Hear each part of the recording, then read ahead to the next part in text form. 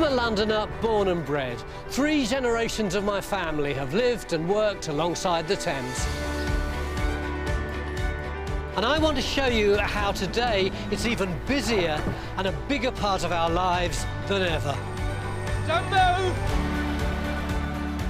It's very difficult to interview you while I'm counting. How many have you got in there now? God knows. My journey will take me to its furthest reaches, from the Cotswolds in the west, cool, some size quarry, isn't it? To where the river meets the sea in the east. They're all laughing over that stuff. Keep a straight face. I'm doing my best. I'll meet people whose working lives depend on the Thames and who feel as passionately about it as I do. We love our Thames. We're so lucky. Best job in the world, Tom. Well, apart from yours, obviously. I'll go behind the scenes of its most iconic landmarks. Oh, wow. Bang! And discover its hidden gems. They do look sci-fi, don't they? This is the River Thames as you've never seen it before. Hectic, hard-working, breathtaking, awe-inspiring. I can't wait.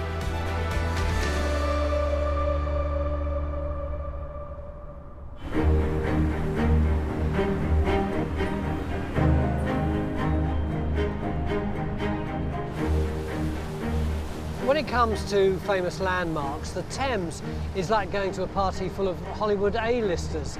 You've got the MI6 building just there, Tower Bridge back there, the London Eye, the Houses of Parliament. But it's no accident these legendary buildings are here and nowhere else. Because whether it's for prestige, practical or political reasons, they need the Thames. And my journey starts with a personal favourite. When I was a lad, my dad worked on that side of the river, round the bend, and there was one building that really overawed me down there. And that was Battersea Power Station. This 4-chimneyed red brick beast has towered over the riverbank in southwest London for over 80 years, and I loved it. As a kid, I had no idea what Battersea Power Station was or what it did. All I knew was it was big and squat and powerful and really unusual. And that image has stayed with me all my life. Battersea was built in 1929 to generate electricity for London's ballooning population and was powered by coal. And the reason it was here and nowhere else? Because of the Thames. 1 million tonnes of coal used to be landed here every year in barges.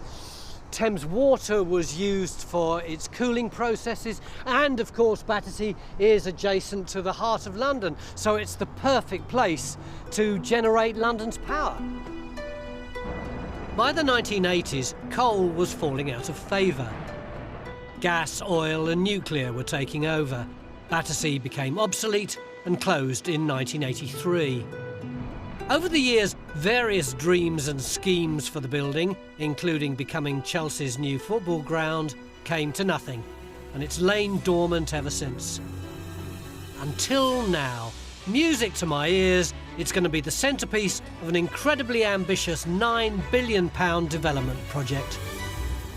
And for the very first time in my life, I'm going to be allowed inside it. Not just inside, but I'm going to go into the hallowed Control Room A, which was once the beating heart of this monster. I'm a little bit excited. A giant reminder of Britain's industrial past, this is one of London's most legendary buildings. Work in Control Room A has only just started, so apart from the scaffolding, it's pretty much unchanged. Oh, wow. It's real old-school electrics, isn't it? Looks a bit like Chernobyl. I guess these dials are where the power went to.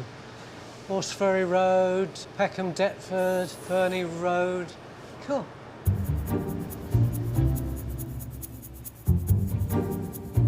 At its peak in the 50s, Battersea supplied 1/5 of London's electricity. It just goes on and on. There are 181 of these boards, 91 E panels for east, and 90W panels for, you guessed it, west. Wimbledon, Alpha Place. They've been gathering dust since Battersea was shut down over 35 years ago. Now builder Danny Christodoulou has been drafted in to give this room a new surge of life.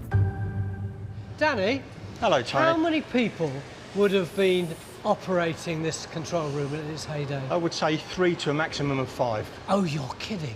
Why so few? It's just a monitoring service. That's all it was up here. The main controller sat behind his desk. He could check all his dials all around to see how power was flowing. If there was a surge, maybe it needed reducing. If someone was lacking a bit, they were drawing too much, they'd give them a little bit more. What are you going to do with this control room? My job is to give a sympathetic refurbishment, restoration of the area to make it a function area that will house parties, fashion shows, exhibitions, that sort of thing. So it will be well used.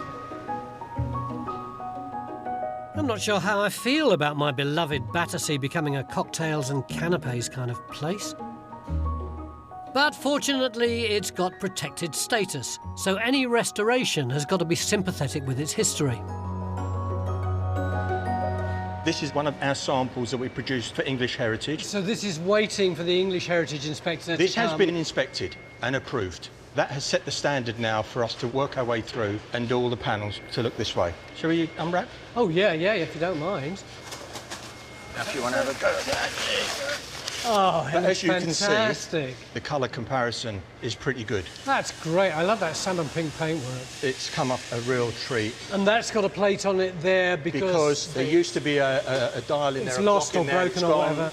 All these light fittings will eventually be illuminated because there'll be LED strip lights behind to shine through the actual dials. It'd look fantastic, wouldn't it? It's going to look brilliant. When I can hear blokes up there. What's going there? Sorry about cute. that. We're repairing the lay lights. Can I have a look? Absolutely. We're going up into what looks like a metal matrix, but it's the control room ceiling, which has been given a temporary floor to allow Danny and his team to spruce it up. As you can see, our painter here is busy having a go. Would you like to have a go yourself? Yeah, I certainly would. Just one bloke for this whole room seems a bit unfair, Bit doesn't of it? paper here for you. I was never going to pass on the chance to work on Battersea. It's like a childhood dream. So what is this grid? It's designed to accommodate etched glass. So originally it would have looked like this with natural Light. When the war came along, they blacked out all the glass above. So the Germans wouldn't bomb it. Absolutely. And now we're tasked with bringing it back to its original finish. That's your job, isn't it? Absolutely. So I'm working under what will be a huge glass ceiling. And to make sure everything hits the mark for English heritage, it's highly specialised work. Too intricate to be done by machine, every piece of steel in this massive space is being prepped by hand. Endless amounts of samples have been researched to source the right paints. What colour is this metal going to be? It's going back in a gold, in a satin finish. Satin gold. Wow. I've got a little piece of glass here if you'd like to pop it in. And each new 4mm toughened glass pane will be individually cut. There's a bit of new 4mm toughened opaque, like so. That's Everyone working here, metal workers, painters, glaziers, are all experienced tradespeople. Oh, you needed someone a bit taller. Unlike me. Oh, touchdown. There we are. I thought it was going to bust for a minute. I've done one. Just. But eventually, over 9,000 glass panes will be placed into this never-ending grid. That does look great, doesn't it? Imagine what it's going to look like when this whole room is covered in glass. It'll look fantastic. You're a Londoner, aren't you? Born and bred. Do you remember the first time you saw this place? Yeah, you're in awe of it because it's such a big, it looks so big and massive, and it is. That's exactly how I felt. That's exactly how I felt. The word awe is right, isn't it? It is. It's just great. And what drives me on now is to see it finished. To stand back and say, yes, we have created this wonderful space and brought it back to life again. It's lucky it's so well prepped, isn't it? Absolutely. It goes without saying. Later, I'll be feeling the heat. Oh my God. When I head out of London to see how the red bricks for Battersea's makeover are being made. That is a very scary thing, isn't it? And I join a very unique floating fire station on the river. Man overboard! Man overboard! Man overboard! overboard! While industry has left its iconic mark on this river, there are some buildings on the Thames that have been built to, well, quite frankly, show off. And that takes me 30 miles upstream to leafy Berkshire, to Cliveden House. Stood majestically overlooking the river, it may look all grand and innocent, but it was home to the Profumo affair and has a history steeped in sex, scandal and politics. The manor was built over 300 years ago by the second Duke of Buckingham to impress his mates and his mistress.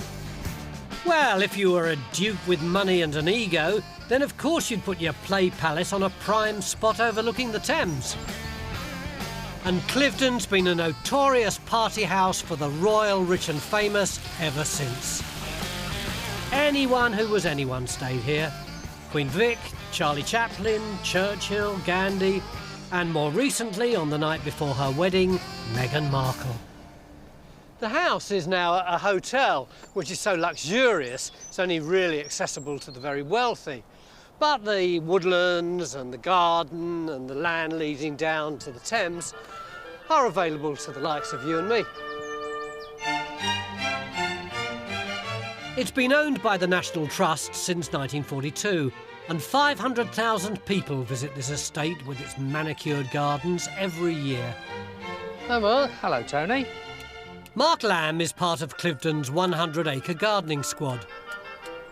This is a classic piece of stately home gardening, isn't it? Well, it is, isn't it? And that is a real spirit level. Well, yeah, we just do it to get the, you know, not exact level, but you want it looking as good as you can, really. Do you change every year what sort of animal or pattern you're going to do? Oh, no, these have been peacocks since 1900. I thought it was a bee. Do you know, people have said they think it's Mickey Mouse, but yeah, they're peacocks. Peacocks made of hedges? Well, you don't get more Cliveden than that. And, of course, they're going to be trimmed by hand. Can I have a little go at... Of course you can. I don't want to do too much. No. The idea of wrecking your topiaries... No, you can't wreck it. The thing is, as well, the public love you doing this. They chat to you, they think you're an artist, and, of course, you're not really. You're just taking off the year's growth. I'm trimming a posh bush. I'm quite good at it, too. Normally, I'm rubbish at these things, but I'm steaming round. There's one bit I've got to do. Can you move back slightly, Will? Because this bit is just doing my head in. Take it off. Right, ready? That's going to be hard with that, isn't it? Hey! Well done. Oh, I feel better for that. Thank you. Thank you very much. Well done. Cheers.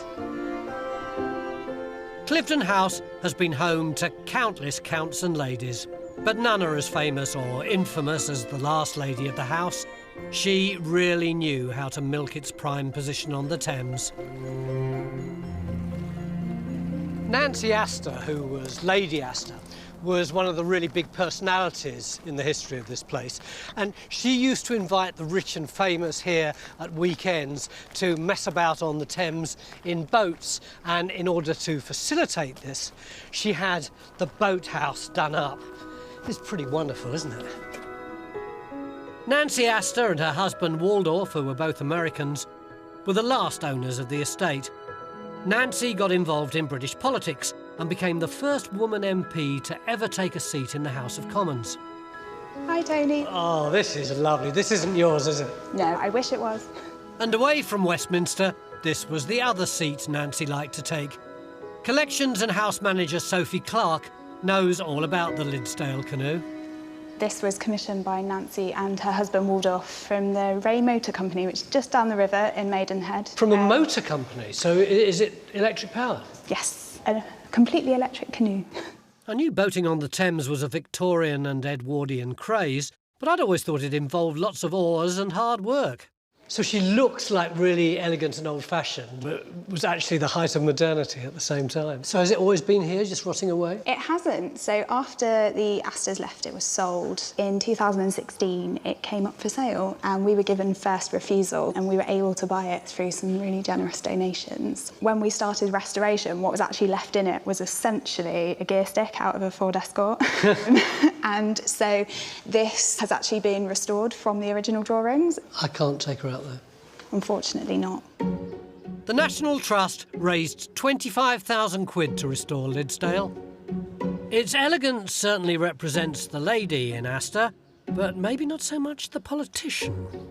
Nancy Astor was undoubtedly very glamorous, but she was also a very strange person in many ways. She was, on one hand, Britain's first woman MP, and she supported all sorts of causes which now we'd think of as pretty progressive, like votes for younger women. But on the other hand, her attitude towards Catholics and Jews was frankly ghastly, and she flirted with the Nazi Party prior to the Second World War. So, you know, she was no high society angel. But that didn't seem to matter to the high society hangers-on at her posh boat parties. I'm not allowed to take Nancy's beautifully restored canoe out, but Cliveden does have rivercraft you can hire from Sam Harris. And they're electric. Hello, Sam. Hi, Tony. It's not quite as glamorous as Lady Astor's boat, but it's pretty sleek, isn't it? These are very nice modern boats, we think, yes. I think it's the lack of noisiness that I'm so impressed by. I mean, you can hear nothing today, whereas other rivers, it's just all the time, isn't it? Exactly. Can I get in? Please do, step aboard. Oh. Cliveden Reach is a 2-mile stretch of the Thames from Cookham Lock to Bolter's Lock. Oh, it's a nice little breeze. Cruising along in an electric boat isn't just in keeping with its history, but it's kinder on the environment too. Where'd you get these boats from? They're actually built in Poland. Are they built to be electric? No, these are built to take an outboard engine, and as it happens, we have very reliable electric outboards that will last effectively all day, and then we charge them overnight and ready to go again the next day. Your family on the river? I'm the 3rd generation of the family working on the Thames now. Did you go onto the river straight from school? No, I went to university first, got what you might call a proper job, but after 18 months in an office, decided the river was for me. I think you probably made the right choice, didn't you? On a day like today, definitely. This is Spring Cottage, so this was the site of the Profumo affair. Oh, this is the one that Lord Astor lent to Stephen Ward for all his shenanigans. Some stories to be told there. So that's presumably where Christine Keeler stayed. It would have been. It was a scandal that rocked the government. Tories supposed to be running the country from one house on the Thames, but instead they're caught romping upriver in another. It's not bad here, is it? This is Bolter's Lock, renowned in the 1920s as a very popular spot on this Sunday of Ascot, where people would flock from far and wide and watch the rich and famous on their way home. Gawping at the stars. Yeah. Sadly, it's time to turn round and head back. But I think Sam may have saved the best till last. So if you look around now, Tony, you'll see the best view of Cliveden House on the river. That is astonishing, isn't it? From here you can see exactly why they built it in the spot they did. Yeah, absolutely strategic, isn't it? Money, power, confidence, class. We own this land, it says.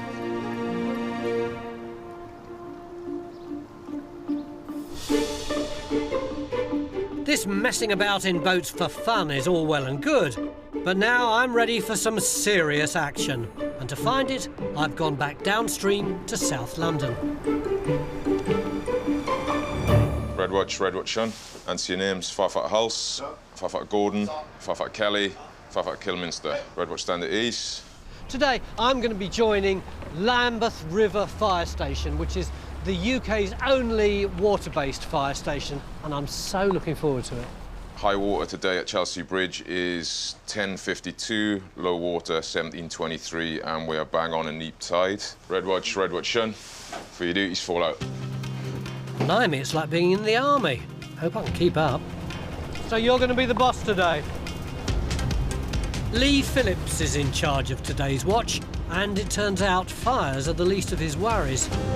Most of our calls on the river station are the people in the water, either jumping off the bridges or falling in off boats. It's quite slack tide now, but the tide can move up to 6 knots, so we've seen people jumping off the bridges. They've gone under and they've not come up because the current has got them underneath the water. They've come entangled in something, so yeah, it is really dangerous. The brigade responds to over 250 call-outs a year along 48 kilometres of the river. And when they're not dealing with an emergency, they're doing drills to make sure they're primed and ready for the next one. Man overboard! Man overboard! Man overboard! It might only be a poor old dummy in the water, but if you can't save that, you certainly won't be any good when it comes to the real thing. So even in a drill, every second counts. So I want you to work with Glenn. You're going to be a spotter. What does that mean? You're going to use that boat hook to line it up with the casualty and direct Nathan, the coxswain, in. No pressure then. Knife, got it. Luckily, we're coming straight in, so it won't be too bad. And as it gets closer, we'll give him an idea of how far away we are. I'm rubbish at meters. Is that 5 metres? Is that 5 metres, 5 Nathan? metres, Nathan! 4, 3, 2... Contact! Oh no, missed him. Sorry. Oh, he's gone. He's gone. Go around, Nath, go around. Damn, it was my responsibility and I blew it. My stress levels are rocketing. About 25 metres away. I don't want to mess it up again. I rely heavily on Tony at the moment because I have to keep my eye on the spotter. OK. And once I get around head to tide, then I can see a bit more. But at this moment, I'm blind. Right, coming up, lovely. 4, 3, 2... Yep. Contact! We got him! Try and guide him into the Jason's cradle now. Don't worry, sunshine. You're nearly safe. Give us a hand on this now, Tony. That's it. Man back on board. I let you down, mate, didn't I? No, I think you've done very well. What struck me, though, was the speed that the Thames flows. Yes. Because it looked as though it was just sort of bobbing up and down in still water. Oh, no. But as soon as we came up to it, it was like it was going by at the speed of a train. Yeah, as it gets later, the tide going out, the tide will actually get faster. So when the tide's really ebbing, and then if you've got the wind to take into account, there's a lot of things you've got to think about. I joined the Fire Brigade because it's helping people. Yeah, I've been on here about 10 years now. Love it. Best job in the world, Tony. Well, apart from yours, obviously. Over 100 London firefighters have asked to transfer to the River Squadron, and I can see why. But there's no time to bask in the glory of a job fairly well done. It's straight onto the next drill. We've got the casualty just across the river there, trapped in the mud. Just under that bridge. Yeah, I think it's the same guy we rescued earlier from the river. He won't learn, will he? The Thames has a huge tidal range, and its water level can rise and fall by as much as 7 metres. So getting stuck in the mud at low tide would land you in big trouble when the tide rises. People think it's a good idea to go swimming, especially when the weather's like this, and then they try to get back to shore and they might become trapped in the mud for that reason. Or sometimes they've just had a few too many to drink and they decide it's a good idea to go into the mud. The raw sewage sometimes found in the Thames mud banks means Red Watch need to wear protective gear when they're doing these types of rescue. Well, I did say I was happy mucking in. It's a really hot day, isn't it? What do you reckon, 29 degrees, something like that? Not really the right day. Probably the worst day you want to be putting one on, to be honest. Oh, like a flower, blossoming. Gear on, drill 2 gets underway, and at low tide, there's only so far the boat can go. Right, you stay on board. Yeah. They're now going to pepper pot, to use those mats, what we call pepper potting, up to the casualty. Tossing a couple of mats across the Thames mudbed may sound easy, but from where I'm stood, it's taking a heck of a lot of effort. What are you thinking when you're heaving that mat out of the mud? It's hard work, it's just energy sapping. The mud has got a suction to it with the mat on top, so it's difficult. And then, obviously, when you get to the casualty, you've then got the extra weight of the casualty on the mats, which you've got to bring back. And if it's someone who's injured or frightened, that's doubly difficult. Yeah, exactly. Within minutes, though, they're across. That's incredibly fast, given the problems that they had getting through that mud. Yeah, they've done well to get there. Very impressive. Now they've got the even more difficult job of getting back. We're pretty much aground here, lads. Which is where I come in. OK, if you want to step down onto that mat now, Tony. Okey-doke. One big lift. Right. 2, 3. And my hero duties for the day are done. Oh. The drills that we've been doing today have been really fun. We've had quite a laugh, actually, haven't we? It has been good. But they also have a very important point. At some time, this will be a life and death moment for somebody, and when that moment happens, it's crucial that these guys' skills are really finely honed. Can you have a go on the other side? Thank you.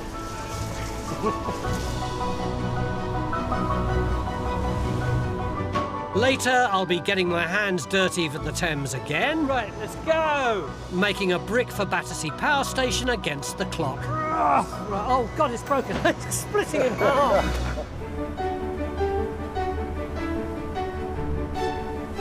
On the Thames South Bank, I've been invited to see restoration work being done on the magnificent power station at Battersea.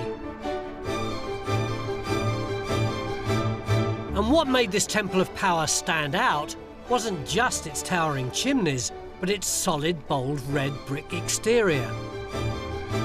Battersea Power Station is one of the biggest brick buildings ever created. It was the brainchild of Gilbert Scott, who was one of the most famous architects of his time. He also created what's now Tate Modern, and he invented London's red telephone boxes. It's funny, because he didn't think this was one of his great works, although now everybody loves it. Pink Floyd even floated a giant inflatable pig over the top of it for one of their album covers. And you don't get more famous than that. But it's Battersea's celebrated brickwork that's been one of the biggest headaches for the developers doing it up. They needed over 1 million bricks, and they all had to be the right size and shape and colour so they would fit seamlessly in, turning the whole place into one humongous brick jigsaw puzzle. They searched to see whether the original brickmakers called Northwick still existed, but nothing came up. But a chance phone call revealed the brickyard was still operating, but under a new name. Ka-ching, they struck gold. Away from Battersea and upstream from London is Northcott Bricks, around 30 miles from the source of the River Thames. And amazingly, to make their bricks, they're using clay from the very same quarry as they did 90 years ago. Dale Moss is the manager here. This quarry is where Battersea Power Station first emerged from. Cool, some size quarry, isn't it? What's the story of the site? 1925, the local landowner, Spencer Churchill. Churchill as in Winston Churchill? Cousin of Winston, yes. Yeah. Decided he'd find work for local people, and he was going to start a basket factory. But they found this lovely blue clay here and decided to turn it into a brickworks. Why did they choose Churchill's quarry to supply the bricks for Battersea? I do believe he was a personal friend of the architect. Do you know, I thought that might be the case. Yes. Over the last century, this quarry has produced 1/3 of 1 billion bricks. Right, Tony, we're at a face of the quarry. Do we know how old this clay is? They say 2 million years, Jurassic. They say Jurassic because we do get fossil bands within the clay. We found 2 dinosaurs at the quarry. They were sea dinosaurs, about 15 metres. Oh, so it's a really big skeleton. Yes. What puzzles me is that this clay is so very grey, and yet Battersea is so very red. On chemical analysis, this clay, although it's grey, is very iron-rich. Of course, when iron's fired, it turns red, bright orange. So that's what gives it the depth, the warmth of the colour, such as Battersea. At one time, the clay would have been excavated by men with quarry picks. Now it's the job of one man and his digger. But from that point on, each and every brick of the 1.3 million commissioned by Battersea is made using traditional tools and techniques. A Victorian Watton roller grinds the clay to a fine texture. It's mixed with water, then it's off to a master brickmaker to be thrown by hand. So this is where the magic happens. This is where it all happens, yes. It's a curious thing, a brick, isn't it? But it's also beautiful. Why do you make them by hand? They match a lot of old buildings. They get a better, more pleasing product to the eye. And what's this stuff that Thomas is wrapping round them? That's just a sand. We do various sands, different granule sizes, to get a different appearance of a brick. How many can you make a day, Thomas? 1,000 every day, yes, 5 days. Do you feel it much on your muscles? It's a heavy job, you know. Yeah, it is a heavy job. Yes. So, are we ready? Yeah, we're ready. To show you how quick Thomas is, I'm having a go. But first, the master needs to show me how it's done. Now you start forming it front and back, side and side. Oh yeah, and now I wham it in. That's it. Cut it along, you get your 2 boards, tip the brick out, roll it over, take the bottom off, take the mould off. How long was that? 15 seconds. 15 seconds. Now it's my turn. Right, let's go. Now I have to get the sand on it. Right. Oh God, it's broken. Oh. It's splitting in half. I don't know how I'm doing for time. Bash! And I'm pretty sure I've passed Thomas's 15-second mark. You really done more? Oh yeah, oh God. You're not meant to tell him, Thomas. In total, Battersea needs 18 individual brick types in unique sizes to achieve its seamless repairs. And it's really hard, heavy work. That's it. You took just over 2 minutes to do 1 brick. Absolute rubbish. I've got a nasty feeling my beautiful brick will end up in the reject pile. But once the bricks are made properly, they're taken to the dryer and stored at 80 degrees Celsius for 6 days. Then it's off to a big underground oven to be fired, which gives it that brilliant Battersea red colour. I can really feel the heat coming up off the ground. The actual kilns are under your feet at the moment. It's currently 940 degrees. Cool, I can see it down there. It's this gas and coal firing which transforms the relatively weak dried clay into strong, durable bricks. That is a very scary thing, isn't it? It's like a flamethrower. I'm trying to do a gentle, interested interview, and there's a dragon behind me. Tom? Yes. You're going to show me what you do? Yeah. You just see the edge of the brick there, the first one. That's where we take our measure from.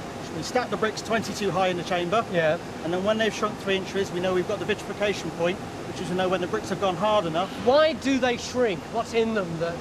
It's just moisture. It's amazing, isn't it? It's such an old-fashioned way of doing it. When the 22 have been reduced by 3 inches. That's it. That's right. Yeah. It's when we're happy. It does look like the fire from hell, doesn't it? Oh my God. Jeez. The kiln is manned 24 hours a day for 3 days. 5 days after firing's finished, the bricks can be removed.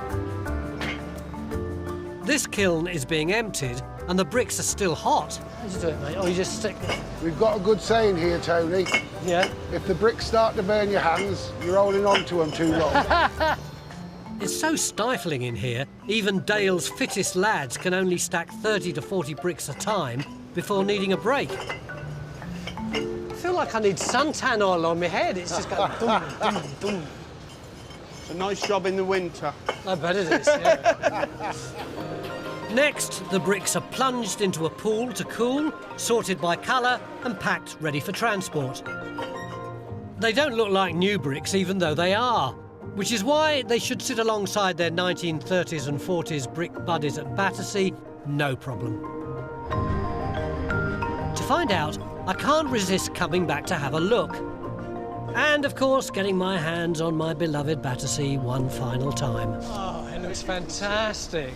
Austin, I've never laid a brick before in my life. So, here we are. I've got the cement on here, like this. This is the way idiots do it, isn't it? No. Is that enough? Yeah, that's lovely. Yeah. Being left-handed, I've got to turn it round. Yeah, yeah. Squeeze it in. Squeeze it in. Do a little tap, tap, tap. Tap, tap, tap. I have put a brick into the new Battersea Power Station. If you ever see one tumbling off the side, you won't, of course, but if you did, it would probably be this one. Cheers, mate. Thank you very much. Thanks. Give us a shout if you need any more done. Yeah, I will do. Even with my dodgy handiwork, my favourite building on the Thames is well on its way to getting its legendary red look back. And when it's done, it's going to come alive again, with homes, restaurants, shops, offices. It's even getting its own tube station. In there is a brick that I laid. And ridiculously, that does give me quite a buzz. And when it's all finished and it's flash and new and they got rid of all this ghastly plastic stuff, I think it's going to look even better than it did the first time I ever saw it when I was a lad.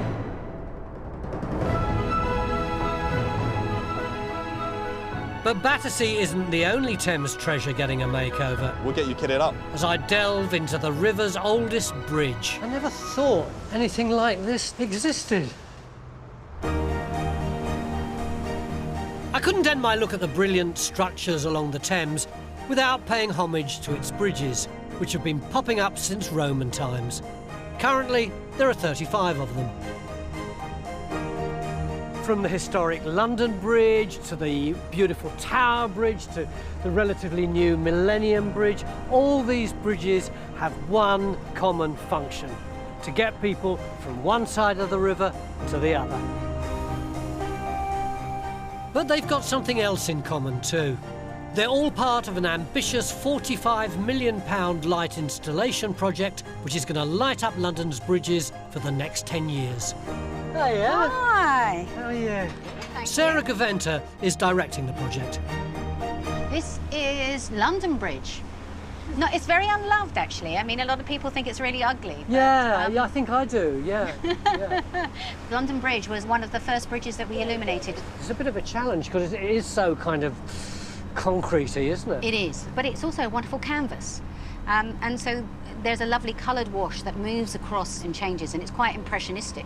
So every one will be different? Totally. You know, some it's about working on the surface, some it's about revealing the rivets. All of them have a little bit of movement. Not too much, because we're not doing disco lights. It's not, you know, this is something that has to last 10 years, so we don't want people to get bored with it. What would you like people to think about it in 10 years' time? I would hope that they all have a particular bridge that they feel more attached to, a particular point. Yeah. That they've had a moment out of their busy, frantic lives to just have a bit of calm. I think if it reconnects people and gives them a moment of joy, then I think it would be a success. You probably don't realise it, but if you've crossed the Thames over the last 18 months, lights could have been going in right under your nose. I must have crossed Westminster Bridge about 500 times in my life, and normally if I come to a safety barrier and there's a load of blokes in orange glowing suits, I don't think much about it. But this is actually extraordinary. I never knew you could disappear into a bridge. Today, Adam Barnes is letting me join his light installation team. We're going to be installing 450 lights on the bridge, eventually illuminating the underside of the bridge and the facades. We'll get you kitted up. OK. When he says kitted up, he means it. It's like a huge nappy without the absorbent bits, which wouldn't be much use, really, would it? I thought this abseiling gear was a bit overkill at first, but now I see why I need it. Yikes, I hadn't realised that I'd actually be able to see the river as I was coming down here. It is a privilege to be underneath Westminster Bridge. I never thought anything like this existed. It was built in 1862 to replace the original stone one that went up a century earlier. It's now London's oldest bridge and another of the Thames Grade 2 listed structures. How do you fix the lights onto the bridge? As you can imagine, the age of the bridge, the finish of the bridge, the finish of the lighting itself, it's all about aesthetics. The attention to detail is the most important thing. So if you clip yourself with that carabiner there on your side. Yeah. Oh, whoa, it's a bit tight round the what's it? Yeah. But the bracketry themselves, actually quite simple. You could just pass me the lights across. Yeah, there you go. A couple of clamps on the top, a few bolts through. There you have it, one hanging light. Key here is not to drop anything. And if you just want to start tightening up the bolts. I will, yeah. Are you the only abseiler here? No, we've got day shifts and night shifts across this bridge, 7-man teams. Night shifts? Indeed. I'm not sure I'd fancy abseiling in the dark, but Will's been professionally dangling from buildings for 6 years now. So tell me some of the London buildings that you've worked on. We did some maintenance on the top floors of the Shard. Was that scary? You get used to the height and the exposure after a while. Of course, stepping over the edge of a building is going to elevate the heart rate. So it's still a bit of a buzz? Of course, of course. It's amazing, isn't it, when a boat goes by, they've got no idea that we're here or what we're doing. Absolutely. That's one more light in place, but the installation here will take another 5 months to finish. 4 bridges have been completed though, and as darkness falls and London's streets light up, I've gone back onto the Thames to see how this art is taking shape. There's Westminster Bridge where I was earlier on. Totally upstaged by the London Eye now. I can't wait to see that bridge lit up. That's Blackfriars, which they haven't done yet. See how lost in the landscape it is without any light. But go west and the world on the water begins to illuminate. It's brilliant just what a difference these installations can make. I always find London Bridge a bit kind of brutal, but the lighting has really softened it, hasn't it? The girders of Southwark Bridge catch the light beautifully. Cannon Street, the railway commuters bridge. Quite subtle, this lighting, isn't it? But the more bridges you can see, the more you get the sense of the Thames as a whole riverscape. The last of the 4 finished is the Millennium Bridge. You see the way the lights flash underneath them? That is so clever. This is just a taste of what's hopefully to come. There are ambitious plans to light up 14 bridges in total, which will make the Thames home to the longest artwork in the world. When I was a kid, you wouldn't want to look at the Thames. It was just dirty and stinky. You'd be far more interested in what was going on over there. But now all that has changed. Look at the iridescence of the water. Who wouldn't want to feast their eyes on that?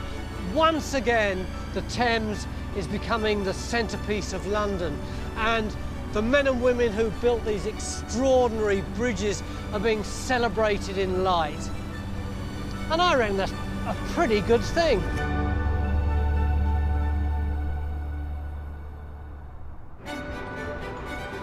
Next time, this place isn't just big, it's ginormous. Carte blanche access to the Thames' biggest port. How many have you got in there now? God knows.